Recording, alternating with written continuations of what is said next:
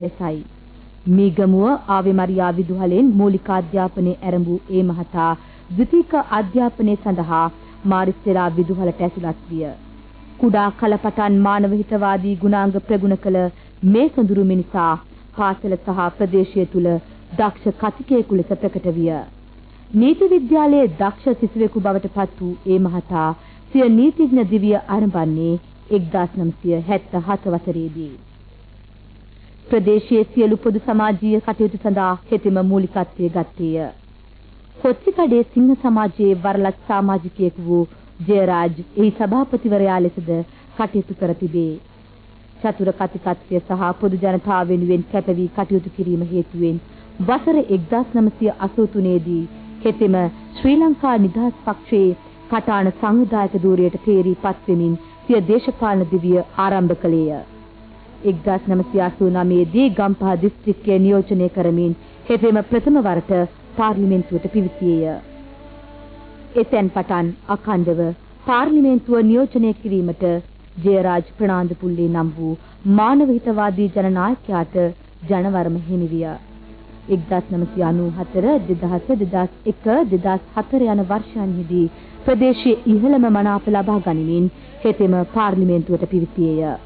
1993 වසරේදී ශ්‍රී ලංකා නිදහස් පක්ෂ නිලධාරී මණ්ඩලයට පවා තේරීපත් වූ ජයරාජ් ප්‍රනාන්දුපුල්ලේ අමාත්‍යවරයා කැබිනට් සහ කැබිනට් නොවන අමාත්‍ය ධුර ගණනාවක් හොබවා තිබේ.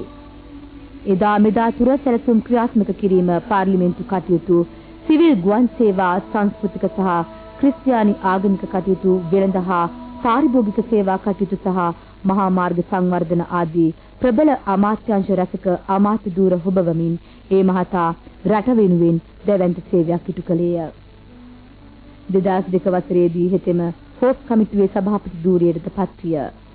ඉතා කාර්යබහුල දේශපාලන ජීවිතයක් ගත කළ ජයරාජ් ප්‍රනාන්දුපුල්ලේ අමාත්‍යවරයා ශ්‍රී ලංකා වොලිබෝල් සංගමයේ සභාපතිවරයා ලෙසද කටයුතු කර තිබීම කැපී පෙනේ. ශ්‍රී ලංකා ඉන්දිය පාර්ලිමේන්තු මිත්‍රත්ව සංගමයේ ලේකම් ධූරයේ හෙබ වූයේද අමාත්‍ය ජයරාජ් ප්‍රනාන්දුපුල්ලේ මහතායි.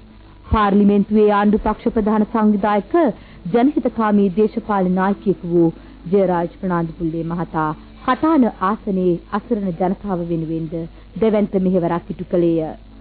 ජයරාජ් ප්‍රනාන්දුපුල්ලේ නමින් පදනමක් ඒ මහතා පිටුවා ගත්තේ ඔවුන් වෙනුවෙන් සේවය කිරීමටයි. වාර්ෂික වාසරණ පවුල්වල සිසුන් 1500කට ශිෂ්‍යත්ව ප්‍රදානය කිරීමටද කටයුතු කර තිබේ. අභාව ප්‍රාප්ත වන අවස්ථාවේදී ඒ මහතා ශ්‍රී ලංකා නිදහස් පක්ෂයේ භාණ්ඩාගාරික ධූරයද හෙබවිය. LTT ත්‍රස්තවාදීන්ගෙන් නැගෙනහිර මුදා ගැනීම සඳහා රජය වෙනුවෙන් දෙවන්ත මෙහෙවරක් ඉටු කළේ මහතා එම ප්‍රදේශයේ නිදහස් කර ගැනීමෙන් අනතුරුව එහි යටිතල පහසුකම් නංවාලීමටද මැදිහත් විය. පෞද්ගලිකවම ඒ පිළිබඳ නිරීක්ෂණය කිරීමට අමාත්‍යවරයා අමතක නොකළේය. උතුරු ප්‍රදේශයේ LTT ත්‍රස්තවාදීන්ගෙන් මුදා ගැනීමෙන් එම ජනතාවටද සංවර්ධනයේ අරුණලු ළඟා කර දීමද අමාත්‍යවරයාගේ තවත් අපේක්ෂාවක් විය. මුළු මහත් ශ්‍රී ලංකාවට සාමය උදාවනු දැකීම ඒ මහතාගේ ඒකායන අපේක්ෂාව වී තිබුණි. ඒ මහතාගේ අභාවය කටාන ආසනයට පමණක් නොව සමස්ත මව්බිමටම දැරිය නොහැකි පාඩුවකි.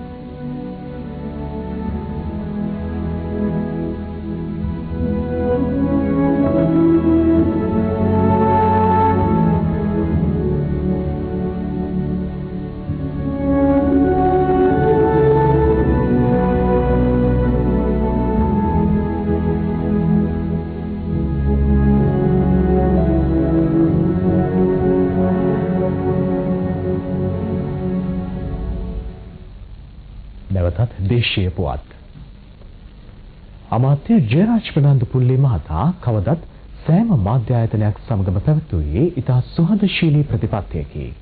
ඒ මහතාගේ අවසන් හඬපටයක් ලබාගත හැකි වූයේ ශ්‍රී ලංකා ගුවන්විදුලි සංස්ථාවටයි.